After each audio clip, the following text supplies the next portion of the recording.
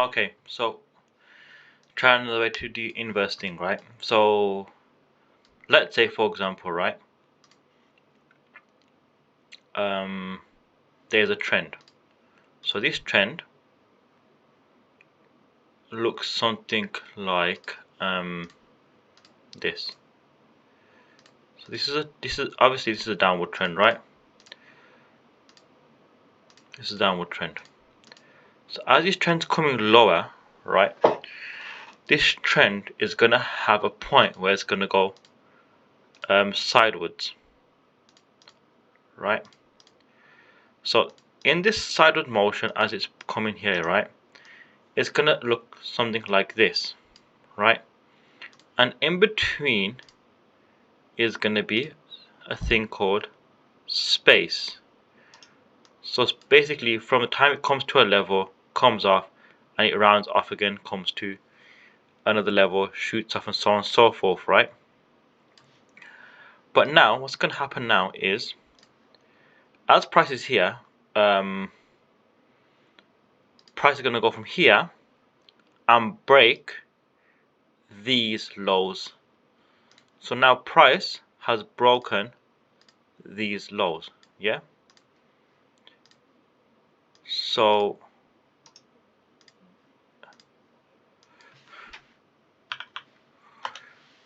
these lows. So these lows have now been broken. Okay. So once they get broken, right? The concept of inverse last comes from this particular place. So now price is gonna come back up to here and retest these lows just to go where? Down. So all it is, it gives you an area of to do business in, you see. So you'll have a downward trend, clearly, right? You'll have a place where price goes up, down, up, down, up, and it will break these lows here. Once it's broken these lows, price now does a retest here, and what should happen is price should fall, right? So I'll show you that in a marketplace right now.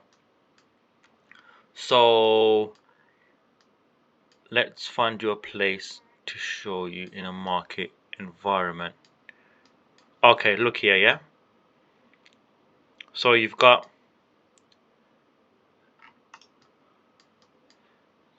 this place here. So price has come. So price has gone to an uptrend, right? It's come back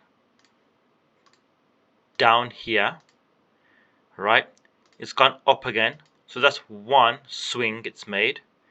It's come back down and made a bigger swing, right? Now look what price has done now. Price has come from this point here and it's broken these lows here to come down at this point here, right? What should happen now is price should retrace back to them lows so you can find the entry on the opposite side of the market. So from here, that's where the low, that's where it looks like too, right? So if you draw it out from here to there, look what happens. And that's where your entry is there. So from this point onwards to, let's say, here, you can have a trade. So let's say you enter in around here somewhere, have a stop loss of around 39 pips here, and you're there, and your profit would be whole numbers with 20 there. 96.40, 96.50 then. There. That's your basic thing. So all it is, it's a trend.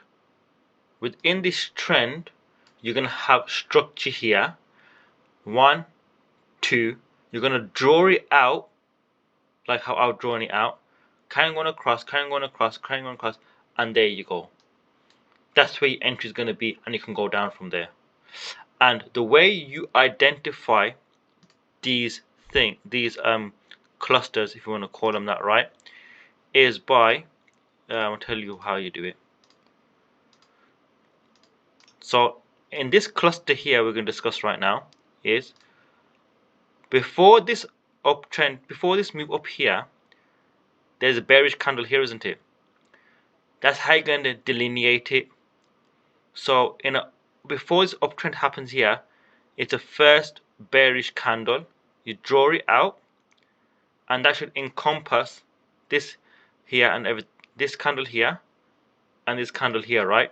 And you draw out the whole candle, including from the height of the candle to the low of the candle, and you draw it all out, right? And that's what you do. That's all it is. So to reiterate that point, let's go find a crude example somewhere around here somewhere. Just give me a few seconds. And it's not there anymore. That's great.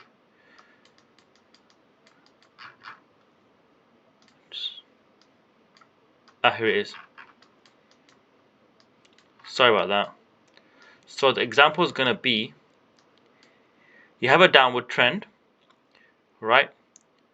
In the downward trend you have 3 upward movements here. Price will break it, retest it here. So if you draw these out, there, right? And that will be a point of business. It doesn't have to get respected all the time, because price is price, has mind of its own, but it's an area to do business in confluence with other stuff you might be using, right? You see on the H4, it's not as clear. It's the same price point here, but you see how it's not as clear on the H4. So each time frame has its own cluster, but the rules are the same. We are using the first bearish candle prior to the move up for to highlight the cluster, right? And that's where the concept of order block comes in, basically. But we're not using the order block how it's on the line. We're using it as this way here. So I hope that helps you. But yeah, if needs be, I'll have to meet you after graduation in Costco or Costco, whatever it's called, and I can go through it from there. But that's what basically a cluster is. Hang on. So this way would be, so this would be a cluster as well. This would be a point of area. See, price comes here, goes up. So it's obviously it's just the opposite.